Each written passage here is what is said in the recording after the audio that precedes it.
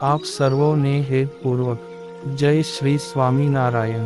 આજની સત્સંગ કથા વાર્તા નિજ મંદિર સાવરકુંડલા પવિત્ર ચાતુર્માસ વિશેષ। આજની સત્સંગ કથા વાર્તામાં આપણે શ્રીમદ સત્સંગી જીવનની કથા સાંભળશું। પ્રકરણ 5 અધ્યાય 46। ભગવાન શ્રી નારાયણ મુનિ કહે છે કે હે બ્રહ્મન, પૂર્વોક્ત ઉપપાપો કરતા પણ નાના પ્રકીર્ણ પાપો છે, તેની શુદ્ધિ માટે પ્રાયશ્ચિત કર્યા વિનાના પુરુષને પરલોકમાં પણ તેની પીડા ઉપજાવે છે। જે 3 વર્ણના દ્વિજાતિ પુરુષો યજ્ઞનું શેષ એવું માંસ ક્યારેય પણ અજાણથી ભક્ષણ કરે તો ચાંદ્રાયણ વ્રત કરવાથી જ શુદ્ધ થાય છે, બીજા વ્રતથી નહીં। રજસ્વલા બ્રાહ્મણ સ્ત્રીને જો ચાંડાલ કે પતિતનો સ્પર્શ થયો હોય તો તે ચાંદ્રાયણ વ્રત કરવાથી અને બ્રાહ્મણોને જમાડવાથી શુદ્ધ થાય છે। જે બ્રાહ્મણ ઉચ્છિષ્ટ અન્નાદિક જમે, ઉચ્છિષ્ટ જળ પાન કરે, ઉચ્છિષ્ટ ઘીનું પાન કરે તો તેણે ચાંદ્રાયણ વ્રત કરવું। વસ્ત્ર ધોનાર ધોબીના વસ્ત્રના જળ બિંદુઓ જે જળમાં પડ્યા હોય તેનું જળ પાન કરે કે વસ્ત્ર ધોવાની શિલા નજીકનું જળ પીવે તો ચાંદ્રાયણ વ્રત કરવું। લગ્ન પછી અગ્નિનો સ્વીકાર કરનારા દ્વિજાતિ પુરુષો નિત્ય કરવાના દેવાદિક 5 યજ્ઞો કરતો નથી તે અધમ થાય છે। તેના ઘરનું અન્ન જે દ્વિજાતિ પુરુષો જમે તેણે ચાંદ્રાયણ વ્રત કરવું। વેશ્યા અને ગાંધર્વનું અન્ન, ગામમુખી એવા શૂદ્રોનું અન્ન તથા બ્રહ્મહત્યાદિક મહાપાપ કરનારાનું અન્ન જમે તો ચાંદ્રાયણ વ્રત કરવું। લવણ સાથે દૂધનું પાન કરે, રાત્રિએ દહીં મિશ્રિત સાથવો જમે તથા ઉપપાતકીનું અન્ન જમે તો ચાંદ્રાયણ વ્રત કરવું। ગર્ભાધાનાદિક સંસ્કારનું અન્ન, નવશ્રાદ્ધ નિમિત્તનું પ્રેત અન્ન, ધોબી, ચમાર આદિક કનિષ્ઠ જાતિનું અન્ન, સૂતકીનું અન્ન જમે તો દ્વિજાતિએ તપ્ત કૃચ્છ વ્રત કરવું। જે દ્વિજ સ્વૈરિણી સ્ત્રીઓનું અન્ન જમે તથા શયા આદિક આસન ઉપર બેસીને જમે તો તેની શુદ્ધિને અર્થે પ્રાજાપત્ય વ્રત કરવું। 3 વર્ણના દ્વિજાતિ પુરુષો અજાણતા ચાંડાળના કૂવાનું કે વાસણના જળનું પાન કરે તો ગૌમૂત્રથી ભીંજાવેલો સાથવો 3 દિવસ જમવાથી શુદ્ધિ થાય છે। જાતિ દુષ્ટ એવા ડુંગળી, લસણ આદિક અભક્ષ્ય વસ્તુઓનું ભક્ષણ કરે તો દ્વિજે તપ્ત કૃચ્છ વ્રત કરવું। જે ઉત્તમ દ્વિજાતિ ગુરુજનોને કે શ્રેષ્ઠ પુરુષોને તુકારે બોલાવે તેમજ શ્રેષ્ઠ પુરુષોને હુંકારે બોલાવે તો તેના ચરણમાં પડીને તેમને પ્રસન્ન કરી સ્નાન કરવું ને એક ઉપવાસ કરવો ત્યારે તે શુદ્ધ થાય છે।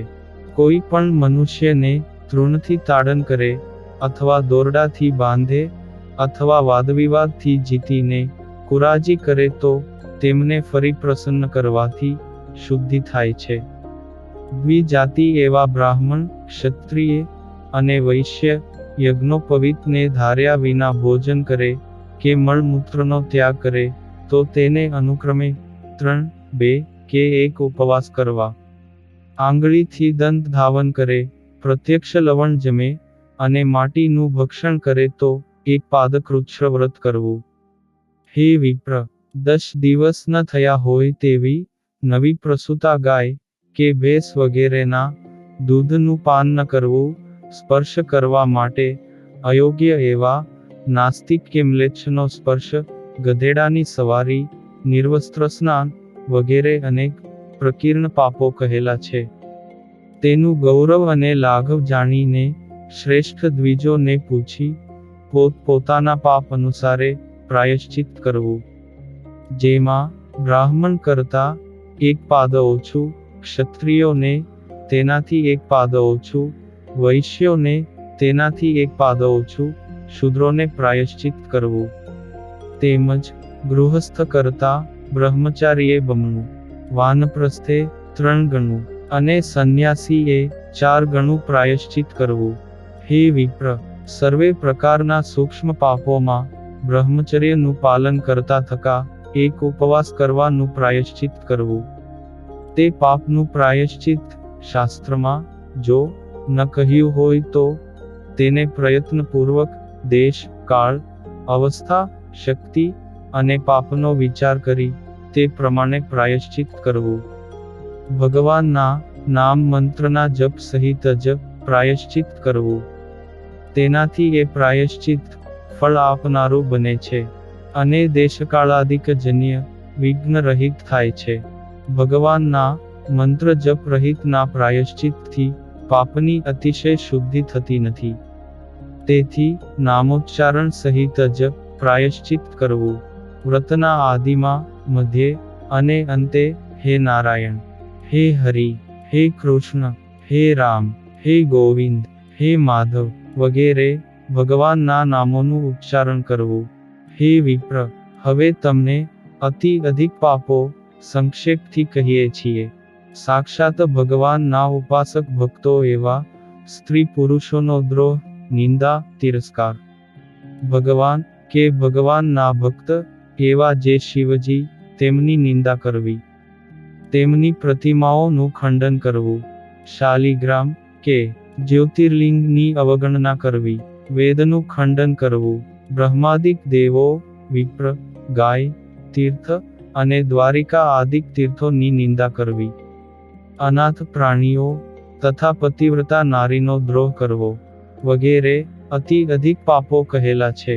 અતિ અધિક પાપનું પ્રાયશ્ચિત આવા અતિ અધિક પાપો કરનારા મનુષ્યોનું બુદ્ધિપૂર્વક કોઈ દર્શન કે સ્પર્શ કરે તો ચારેય વર્ણના લોકોએ તેની શુદ્ધિને અર્થે પાદકૃચ્છ વ્રત કરવું.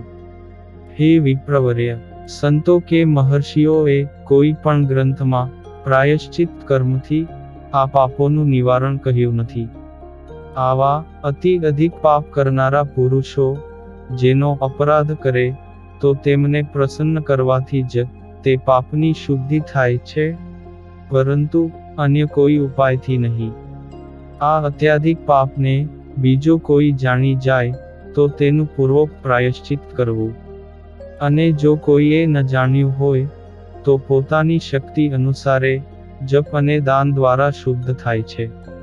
પ્રાયશ્ચિત કરનારા દ્વિજાતીય પુરુષોએ મહાપાપમાં 1 વર્ષ અને ઉપપાપમાં અર્ધું વર્ષ પ્રતિદિન મધ્યાહ્ન સમય સુધી પુરુષ સૂક્તનો પાઠ કરવો, અથવા મહાપુરુષ વિદ્યાનો કે ગાયત્રી મંત્રનો જપ મિતાહારી થઈ યમ નિયમોનું પાલન કરતા થકા જપ કરવો, અથવા નિયમમાં તત્પર થઈ પ્રયત્નપૂર્વક ભગવાનની મૂર્તિ સન્મુખ દર્શન કરતા થકા સ્થિર દ્રષ્ટિ કરી ભગવાનના નારાયણ નામ મંત્રનો 5000 વાર જપ કરવો.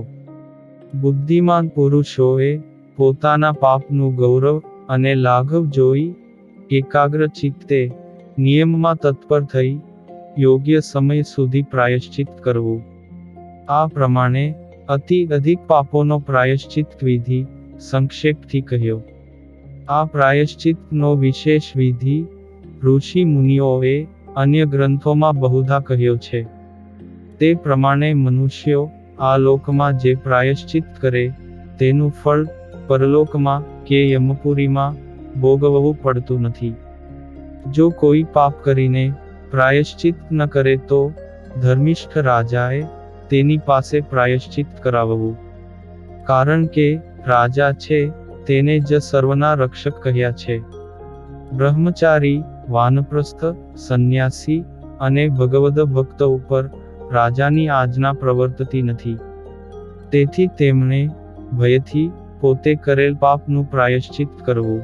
અને હે વિપ્ર, જે પાપમાં અગ્નિ પ્રવેશ કરવો આદિક મૃત્યુ દંડ સુધીનું જે મેં પ્રાયશ્ચિત કહ્યું તે પુરાતન ઋષિ મુનિઓના મત અનુસારે કહ્યું છે.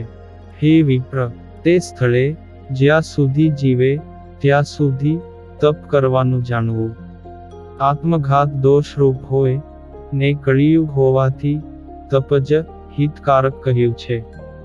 જો લોકલજ્જાદિક રૂપ સંકટ આવી પડે તો દેશાંતરમાં કોઈ ન જાણે ત્યાં જઈને રહેવું પરંતુ શરીરનો ત્યાગ તો ક્યારેય ન કરવો. દેશાંતરમાં જઈને પણ પંચ વિષય સંબંધી માયિક સુખનો ત્યાગ કરી પવિત્ર તીર્થક્ષેત્રમાં નિવાસ કરી ભગવદ ઈચ્છાથી જે કાની મળે તેનાથી નિર્વાહ કરી રાત્રિ દિવસ શક્તિ અનુસારે ભગવાન શ્રી હરિનું ભજન કરવું. તેનાથી તેના સમગ્ર પાપો વિનાશને પામે છે. ઇતિ શ્રીમદ સત્સંગી જીવને નારાયણ ચરિત્રે ધર્મશાસ્ત્રે પંચમ પ્રકરણે ધર્મનો ઉપદેશ કરતા ભગવાન શ્રી હરિએ પ્રાયશ્ચિત વિધિમાં કહેલા પ્રકીર્ણ અને અત્યાધિક પાપોના પ્રાયશ્ચિત્તોના નિરૂપણ નામે 46મો અધ્યાય સંપૂર્ણ. અને હવે પછીની કથા વાર્તા આપણે આગળના ભાગમાં સાંભળશું.